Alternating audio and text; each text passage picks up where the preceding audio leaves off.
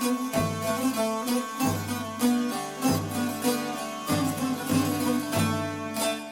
and welcome to the Majlis podcast, Radio Free Europe, Radio Liberty's current affairs talk show focusing on Central Asia. I'm Bruce Pannier, host of the Majlis and author of the weekly Central Asia in Focus newsletter.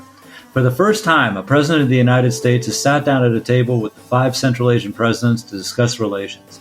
Therefore, the September 19th C5+1 summit on the sidelines of the UN General Assembly in New York was notable simply because it happened.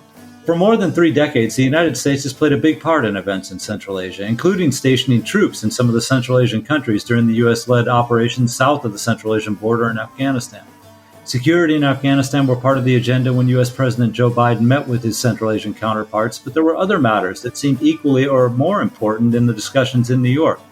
What is the state of U.S. Central relations now? And did the summit give us any idea which direction those ties are headed? To discuss all this, I am joined by 3 guests who have long and distinguished careers in the U.S. government. And if I read their bios, we would use up almost all the time on the program. So I will simply introduce them as Laura Kennedy, former U.S. ambassador to Turkmenistan, Eileen Malloy, former U.S. ambassador to Kyrgyzstan, and William Courtney, former U.S. ambassador to Kazakhstan. Thank you all for joining me, and allow me to add that none of my guests are speaking on behalf of the U.S. government. The opinions expressed on this program are their own opinions. So I'd like to start out by just getting your impressions of this summit, the first ever C5+1 summit. And we'll start with you, Ambassador Kennedy. We'll just go in alphabetical order here. Okay. Well, I think all of us on this podcast agree this is something we've long hoped for, but it builds on, as you said, Bruce, decades of deep U.S. involvement. But indeed, I share the excitement of members of the administration who briefed a bit publicly, the Assistant Secretary Don Liu, and talking about an inflection point. The statements themselves talked about, a consequential new chapter. So sure, I don't want to get too carried away, but I will say that there's 3 big new deliverables, and it caps I think 5 different ministerials in the last 2 years. We'll have another one with Samantha Power in October. And there's a whole host of other things I'm excited about. Look at our ambassadors there now.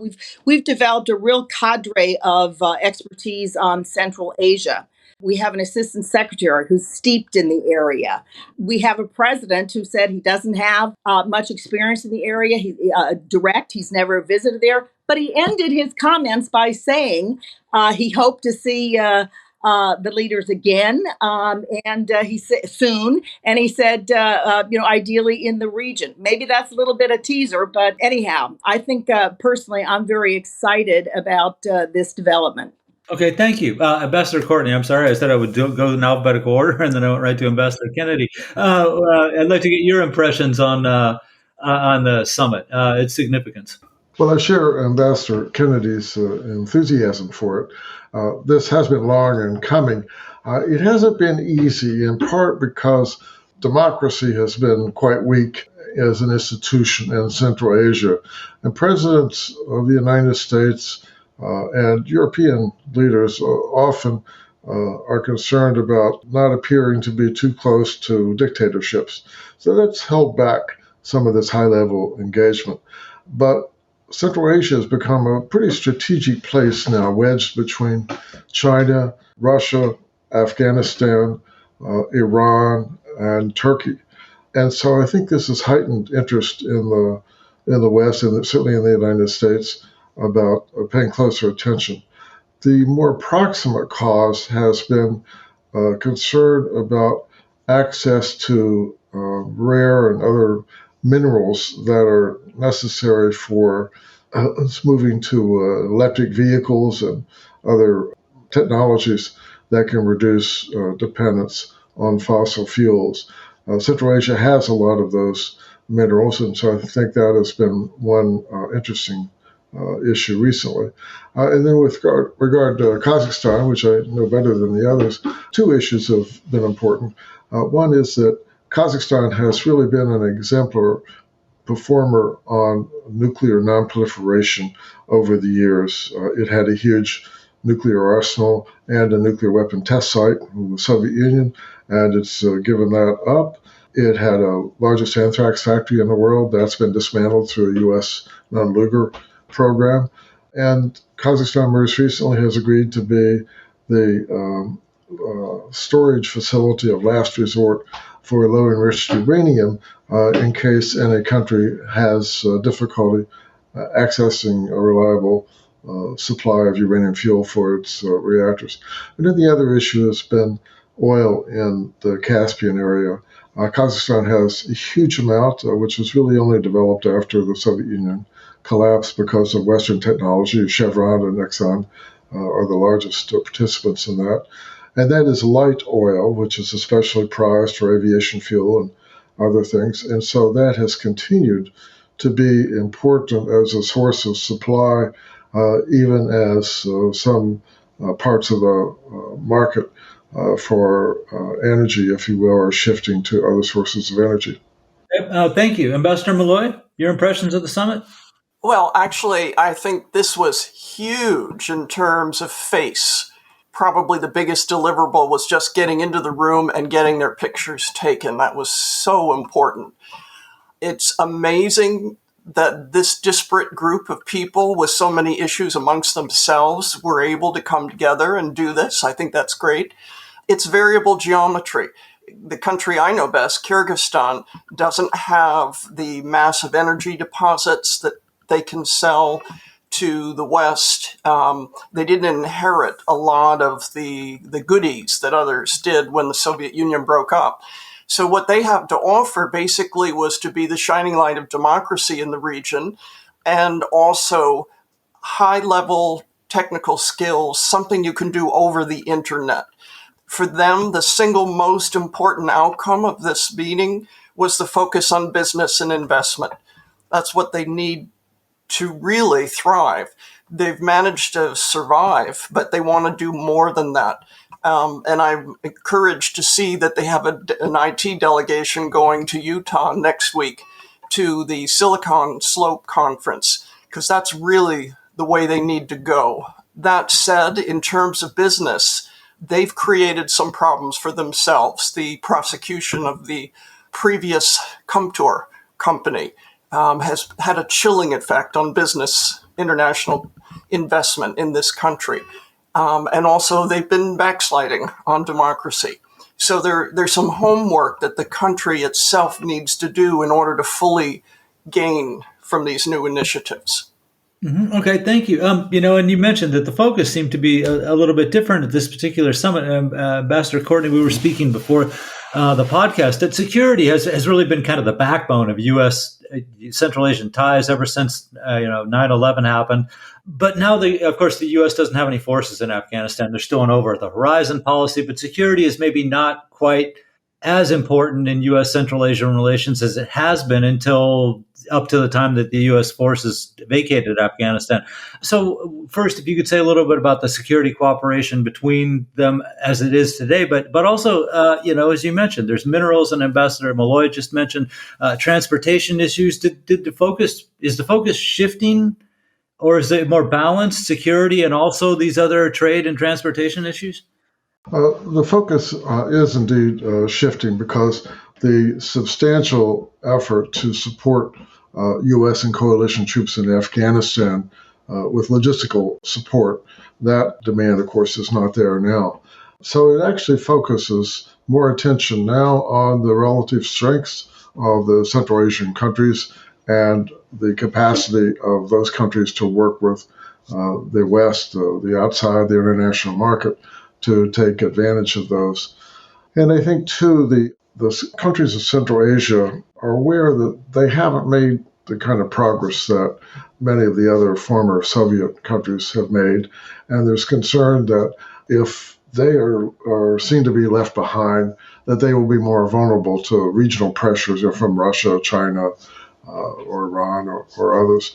So I think the idea of modernization is becoming more important in Central Asia as a priority, but at the same time, they're trying to modernize without liberalizing the political system. And that's an uneasy combination to do. So I think we're likely to see Central Asia moving forward as an area which is going to be experimenting with different ways of trying to modernize and In Kazakhstan, for example, there's some efforts to liberalize while at the same time keeping pretty firm grip on democratic expressions of democratic values and things like that. So it's an awkward time in some respects, but I think the West sees Central Asia now as more important, in part because of the challenges that both China and Russia, as well as Iran, are undergoing. Okay, thank you. Let me just follow up real quick with something too. Let's talk transportation for just 1 second. A subsidiary of Westinghouse actually signed a deal with Kazakhstan to help develop and improve the railway system in Kazakhstan. This is very important if we're talking about the middle corridor, right? Everyone wants to see the Russian corridor replaced, the middle corridor opened up. Well, Kazakhstan's the only country in Central Asia that borders China and has a Caspian port at the same time. How important is that? This facet of what appears to be a new area of U.S. Kazakh relations.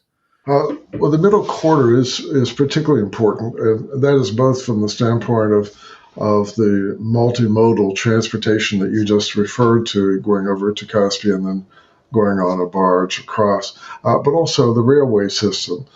So the railway that goes from Western China up through Kazakhstan and Russia to Europe has become significantly more important. Now there's a greater competition, if you will, with shipping routes in terms of for things that need to be reaching markets in a timely way. So, for example, there was a trainload of laptop computers that went from China to Europe.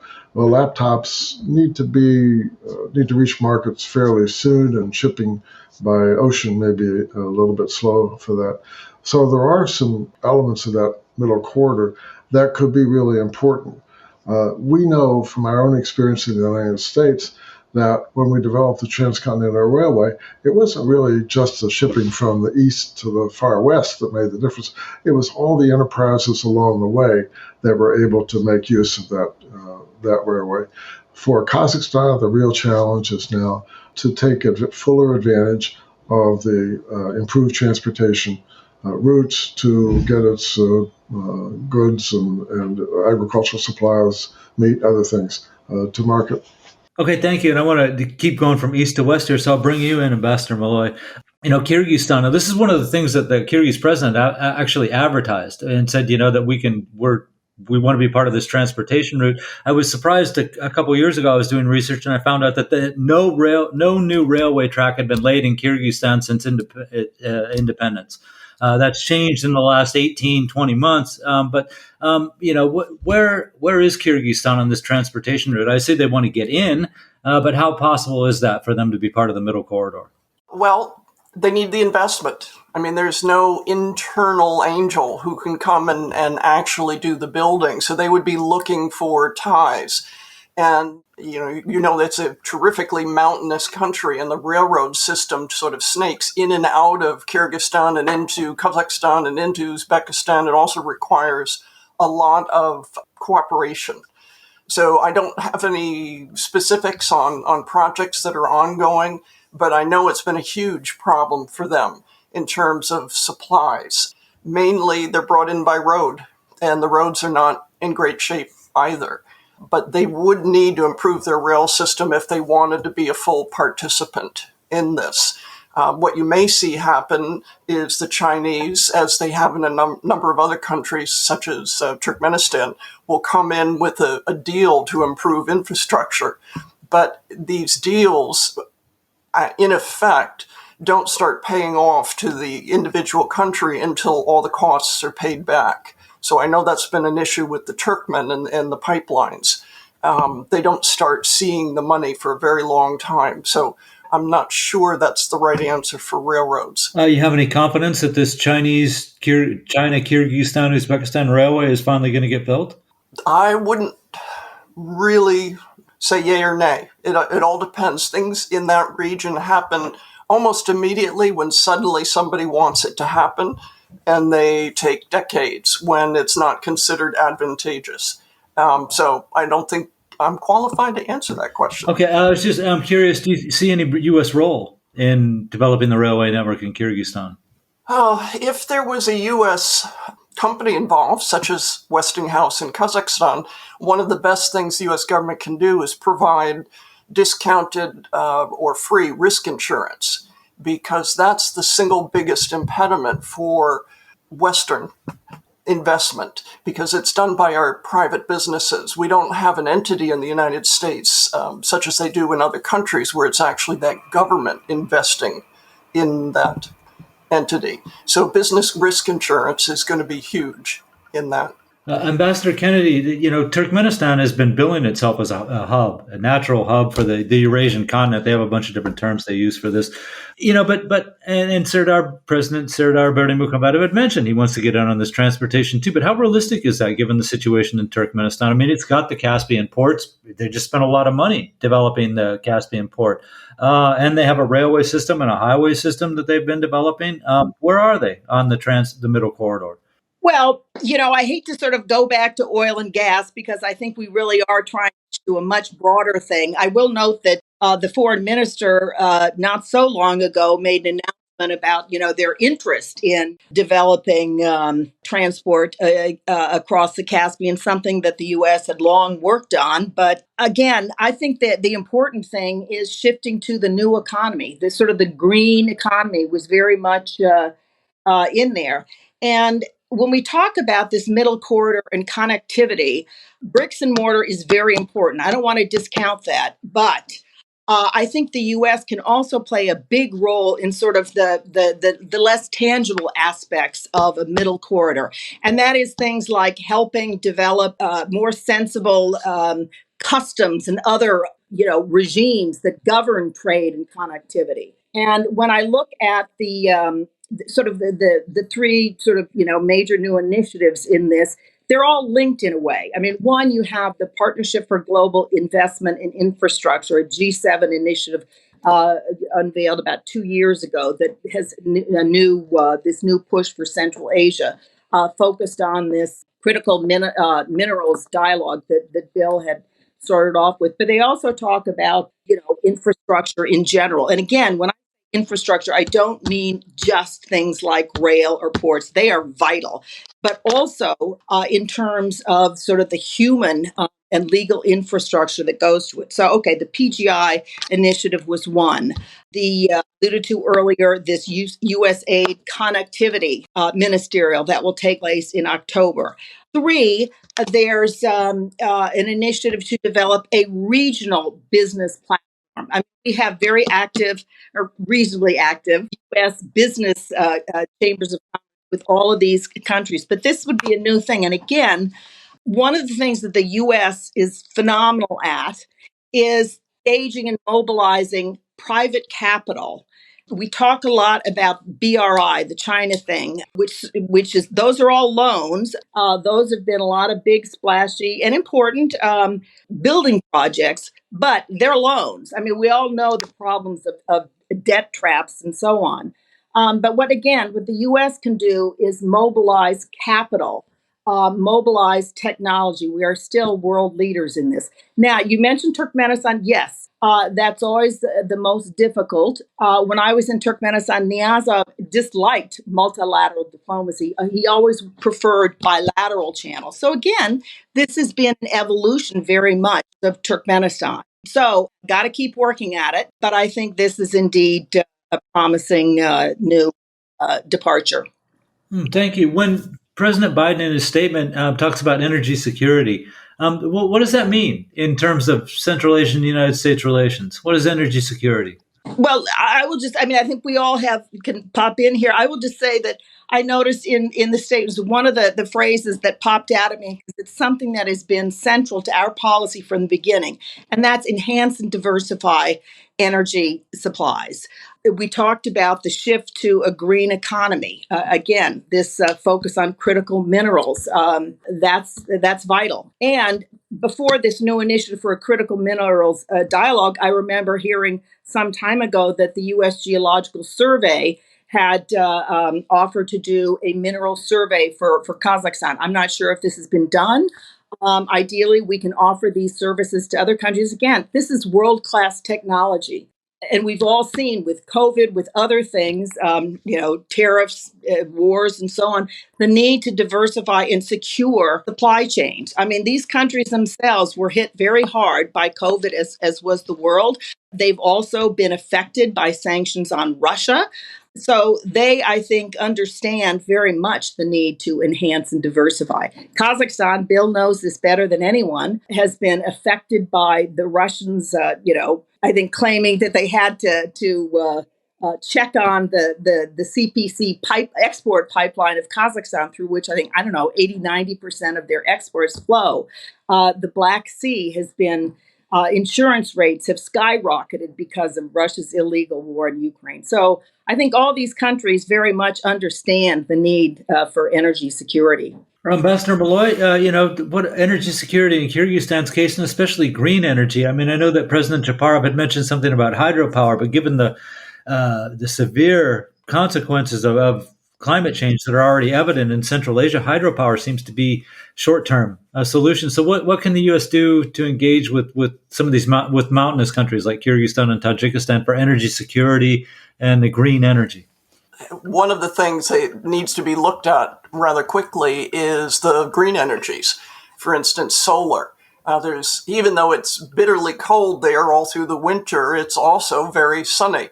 And especially these remote areas really don't have the basic utility connections. So getting in more solar and also getting in connectivity, internet, all run on these either solar or some of the hybrid battery things that are coming out now. I remember when I was at the Department of Energy, they had small cells that could power an entire village. So if we could use our national labs to connect with the Kyrgyz on the best options for these remote communities, that would be ideal. The other thing is energy security for Kyrgyzstan very much hinges on their cooperation with Kazakhstan and Uzbekistan. It's a regional discussion. I'm sure you remember the many years when the Uzbeks in the previous administration would cut off the gas in the middle of the winter. So getting these countries to really start cooperation on energy and its links to water, which is very important to Uzbekistan, is critical. And there is a role for the United States in there. We have the technology. You never know if there's enough capacity in Kyrgyzstan. It might be an ideal place to start creating solar cells right in country. So, and not for export necessarily, but to get them going. Okay, thank you very much. Ambassador Courtney, I'd like to get your take on this. When President Biden talks about energy security for Central Asia, what exactly is he talking about? And is he kind of helping out our European allies? I mean, I'm in Prague, obviously, so I know that a lot of the Kazakh oil that goes through the Russian Black Sea port at Novorossiysk ends up actually in European countries. So is Biden kind of got half an eye on the EU and those countries when he talks about energy security? Yes, I think that's correct, Bruce. Energy security really is a global activity because ships can't go through the Bosphorus that have more than 150,000 tons or something like that. Those are relatively small ships. And so they tend to go to ports in the Mediterranean, European ports especially. So the United States and Europe try to work together pretty closely on Central Asian matters. The Europeans are much closer, of course, but the U.S. has very large oil companies that are active there, and the U.S. is taking the lead on non-proliferation issues. I think looking forward, there's still going to be a demand for the high-quality light oil that Kazakhstan produces. So, for example, Chevron and Exxon, they've been undergoing modernization at Tengiz that costs over $30 billion, despite the fact that global demand for oil now is probably going to be growing at a slower rate because of the high quality of that oil. So I think we're likely to see the U.S. and Europe continue to have an interest in Kazakhstan oil reaching global markets, but especially those closer to Europe. Okay, thank you. And we have reached the halfway point, so it's time to remind that we are talking about the recent summit of the U.S. and Central Asian presidents. And my guests are Eileen Malloy, former U.S. ambassador to Kyrgyzstan; William Courtney, former U.S. ambassador to Kazakhstan; and Laura Kennedy, former U.S. ambassador to Turkmenistan.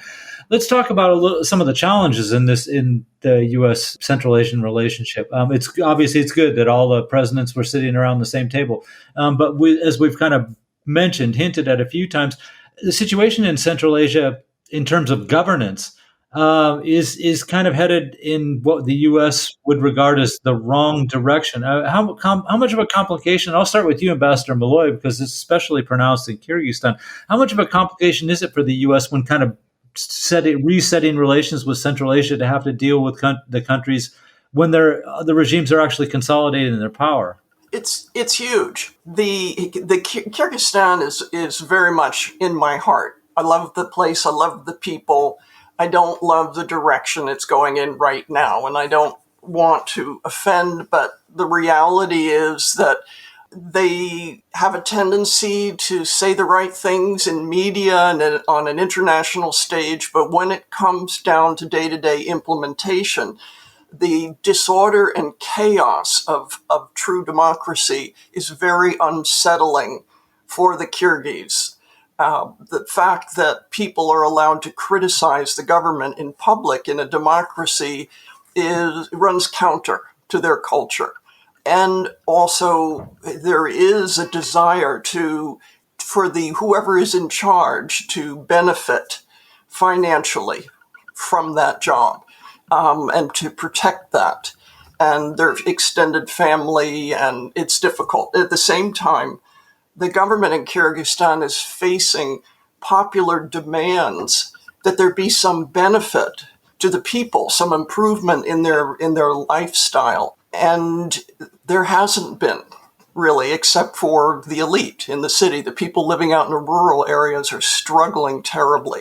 So there's a certain amount of popularism that they're dealing with. So it's going to be really difficult for the Kyrgyz government to open up full connectivity and accept the liberties that come along with that in terms of human rights and open media.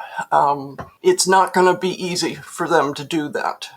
Okay, thank you. Ambassador Courtney, in Kazakhstan's case, they changed the constitution on paper.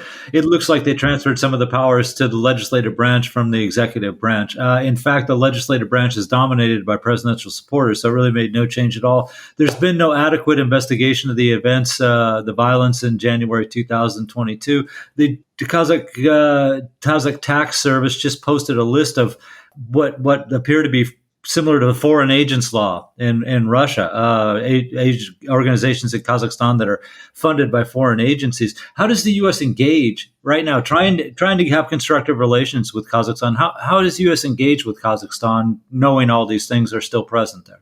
The U.S. has constructive engagement with Kazakhstan in some specific areas, nuclear nonproliferation being one, energy being another, and now with the increased interest in critical and rare earth minerals, that's likely to be another area of engagement. There's a lot of U.S. investment in Kazakhstan, but there is concern, of course, that the change from the Nazarbayev era to current government hasn't resulted in significant political liberalization. There is discussion about this. It is clear that a number of elites in Kazakhstan want to have more open society, but the government has been able to maintain pretty strong control over the political life of the country. One thing that's interesting is that since those demonstrations in January 2022, there have been persistent small-scale demonstrations throughout the period, and then some larger ones. The demonstrations are often just by ordinary people. A lot of them are women. Women have really taken a leadership role in expressing civil society values in Kazakhstan. And this has been, if you will, a thorn in the side of the government that is going to lead to some further consequences down the road. We just don't know when or how this is going to happen, but it's a kind of an unstable situation. The Kazakhstanis want more freedom, more independence. And if you go back in Kazakh history, the ethnic Kazakh history, the nomadic lifestyle was one in which people made their own independent decisions, small groups made decisions. So there's a strong tradition of individualism in Kazakhstan, and that's not so compatible with a repressive society. So I wouldn't be surprised if we see some evolution in Kazakhstan, and President Tokayev has said he wants to see this in the direction of a somewhat more liberal society, but I should probably say somewhat less repressive government and somewhat more liberal society. Okay, thank you. Ambassador Kennedy, if there's two countries in Central Asia that people could say are firmly under the Russian thumb, it would have to be Tajikistan and Turkmenistan, right? They're both scared to do anything that might anger Moscow. How does the U.S. approach these governments and try to get better ties with them, knowing that these governments, like I said, are so under the influence of Russia that it's hard for them to actually make any kind of overtures to a country like the United States? Well, good question, Bruce. And I think, again, the approach that President Biden and this his team took in this C5+1 ministerial gets to the heart of that. And Don Liu, I think, the Assistant Secretary, spoke specifically to this in his briefing after the meeting. And that is, we recognize that these countries, as Bill had mentioned, these are, bordering China, Russia, Iran. It's a difficult neighborhood, as the cliche phrase is. We don't ask them to choose. We recognize that they have areas that they do cooperate with. I mean, you look at the high dependence of, for example, Kyrgyzstan and Tajikistan on the migration and the remittances from abroad. Some of the probably about the highest percentage wise in the world. So we're not asking them to choose. We're just seeking areas where we can work with them. And so I think that's the way to go. We recognize the limits on them. We're not asking them to choose. We just treat them with respect and look for areas of mutual cooperation. And of course, recognizing that there's always been areas we don't agree on. You alluded to challenge with Turkmenistan in particular. So, as I say, we try and find areas of mutual interest. But Russia itself, frankly, which of course has been historically much involved in the area, is very much distracted these days, given its ruinous war on Ukraine, a country that was not mentioned in any of the public documents that I've seen. But frankly, you look at the opening elements in any of the documents I have seen, and they talk about respect for sovereignty, territorial integrity, and independence, and their unwavering commitment to UN principles. To me, that means Ukraine, implicitly. So I think these countries, all of which have tried to practice what the Kazakhs have coined long ago, multi-vector diplomacy. It's difficult for many of them because, as you know, there are real vulnerabilities. But we have things to offer. We have mutual areas. And again, we're not asking them to choose. We're recognizing them as independent players. Instead of, what used to drive me crazy when people would talk about the great game, because that reduced these countries to being sort of pawns and stripped them of their agency. These are 5 countries that may be new states, but that, as you know, are ancient civilizations. So, still groping for their identity.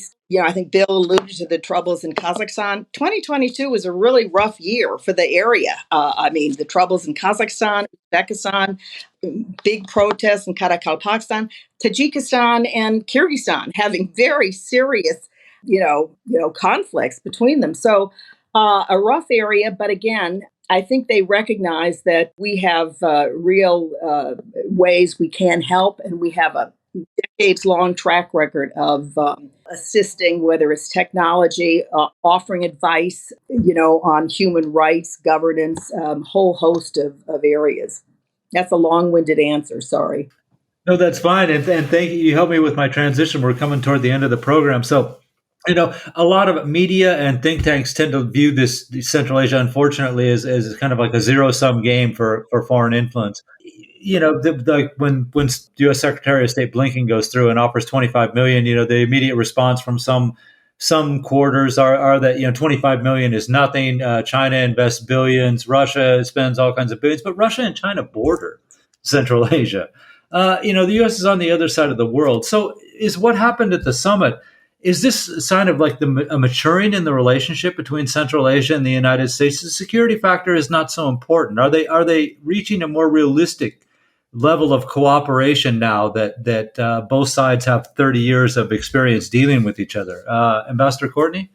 So with regard to Kazakhstan, cooperation has been very close from the beginning. Kazakhstan was an exemplar in cooperation with the international community, the United States, non-proliferation issues, and that's continued for 3 decades.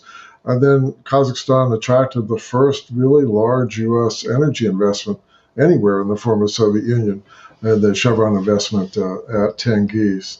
And then with Kazakhstan's emphasis on ethnic, religious tolerance from the outset, that's also been quite compatible with U.S. policy and OSCE priorities as well. So we've had a pretty strong relationship with Kazakhstan. The main concern has been political life has been too restricted, and there was too much corruption. And there has been now, of course, a correction of some of that with the change from the Nazarbayev era to the Tokayev era, if you will. So I think we're likely to see a continuation of close ties. But Kazakhstan's situation now is changing with Russia being more isolated from the international community, with more sanctions being applied to Russia, and with China undergoing now financial risks that are greater than it has seen in quite some time now, and likely slower economic growth. Those pressures from those two countries are likely to constrain Kazakhstan, and therefore it may seek closer ties with the West. But to have closer ties, it really needs to liberalize society and politics a bit. And I think when we see the very strong support from the West for Ukraine in this current war, it is because Ukraine has had 3 decades of democratic development with multiple free and fair elections and governments voted out of office. We just haven't seen that in a country like Kazakhstan, for example. So I think improving political life in Kazakhstan is going to be quite important for its future relations with the West. Okay, thank you. Ambassador Kennedy, was something of a reset from this summit? Are we seeing the new direction for U.S. Central Asian relations? I would not call it a reset. I mean, you yourself talked about this being a maturation of our relations. I think it's bringing it to a new stage because, again, this is a presidential level. But as I say, I think of it as a maturation. And again, the U.S. is a global power. We have a huge assets to offer, but also in terms of economy and all of these things, we do see we're very conscious of issues like climate change, the environment. So it's not just about getting more energy; it's about taking recognizing the real global challenges. So, but again, I hope this frankly can be a tradition. I would love to see a president visit the area. But again, it's not just, visits, it's a whole network of relations. And I think we really do need regional solutions for the area. So I'm delighted to see the Central Asians themselves increasingly recognize this and develop and mature their own instruments, even though, again, they've got real problems. I alluded to the Kyrgyz border issues, but at least the presidents met twice in the last couple of days in the fringes of the UN high-level meeting. So again, I hope it does lead to lots more high-level activity. But I think this does build on decades of U.S. investment in the area. Okay, thank you. And final word goes to Ambassador Malloy. You see anything new out of the summit? New focus? Yes, definitely. I think I speak for Kyrgyzstan mainly, that there was a feeling that during the conflict in Afghanistan, they were treated as an important partner. They had a role to play. And then when we pulled out of Afghanistan, it was like they didn't matter anymore. So this is really important because for the first time, the President Biden, the U.S. government, was speaking to this group of Central Asian leaders on issues nearest and dearest to their heart, their own regional security, how that plays into the world, connectivity, water, things like that have been just existential issues for these countries. So the first wave of U.S. activity back in the 90s, when we all were at our posts out there, was very much focused on how we replicate the U.S. experience in Central Asia. How do we create a free market economy? How do we create a thriving democracy? But this approach is more, how do we work together on these global issues? I personally feel the disputes over water and the climate change-driven refugee flows are going to be the two most important issues coming up in the next 10 to 20 years, and very much on the minds of the Central Asia government. So I see this as a shift, not a restart, a whole different approach. And I just hope all of the Central Asian governments and our government follow through on this with real interaction. Okay, thank you all. I appreciate it. We could go on with this conversation for a long time, and I have a feeling you're all going to be back on the show real soon because there's always something going on in U.S. relations in Central Asia, and who knows, it might be the first visit of a Serbian U.S. president to the region. But thank you all very much for being on the program. So thank you, William Courtney, former U.S. Ambassador to Kazakhstan, Laura Kennedy, former U.S. Ambassador to Turkmenistan, and Eileen Malloy, former U.S. Ambassador to Kyrgyzstan. And a big thank you, as always, to Nathan Shoemaker, our Medjlis podcast producer in Washington, D.C. And a reminder, you can subscribe to the Medjlis podcast or the Central Asia in Focus newsletter by visiting Radio Free Europe, Radio Liberty's website at rfarl.org. Thank you very much, and we'll be back next week.